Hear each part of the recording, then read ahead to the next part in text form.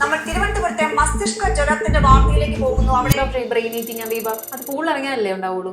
Amoebic മസ്തിഷ്ക ജ്വരം എന്ന് പറയുന്ന ഈ അസുഖം തലച്ചോറിനെ ബാധിക്കുന്ന ഒരു ഇൻഫെക്ഷനാണ്. സാധാരണമായി കണ്ടുവരുന്നത് ഈ കുളത്തിലൊക്കെ ഇറങ്ങുന്ന ആൾക്കാർ, അൺട്രീറ്റഡ് ആയിട്ടുള്ള സ്വിമ്മിംഗ് പൂൾസിലൊക്കെ നീന്തുന്ന ആൾക്കാരിലൊക്കെയാണ് കൂടുതലായി ഇത് കണ്ടുവരുന്നത്. ഈ അമീബ, വെള്ളത്തിലുള്ള അമീബ മൂക്കിൽ കൂടെ എൻ്റർ ചെയ്തിട്ട് ഓൾഫാക്ടറി നെർവ് ഉണ്ട് നമ്മുടെ ബ്രെയിനിലോട്ട് പോകുന്നത്. ആ വഴിയാണ് ബ്രെയിനിൽ ചെന്നിട്ട് ഇൻഫെക്ഷൻ ഉണ്ടാക്കുന്നത്. ഇതിൻ്റെ സിംറ്റംസ് എന്ന് പറയുമ്പം ഹെഡ് ഏക്ക്, പനി വരാം, വോമിറ്റിങ്, അതേപോലെ കഴുത്ത് വേദന, പിന്നെ ഇതിന് പുറമെ ഫിറ്റ്സ് പോലത്തെ അസുഖങ്ങൾ വരാം, പിന്നെ അബോധാവസ്ഥയിലേക്കും പേഷ്യൻ്റ് പോയേക്കാം. നമ്മൾ പ്രധാനമായിട്ട് ശ്രദ്ധിക്കേണ്ടത് കഴിവതും ഈ കെട്ടിക്കിടക്കുന്ന വെള്ളത്തിൽ ഇറങ്ങാതിരിക്കാൻ നോക്കുക.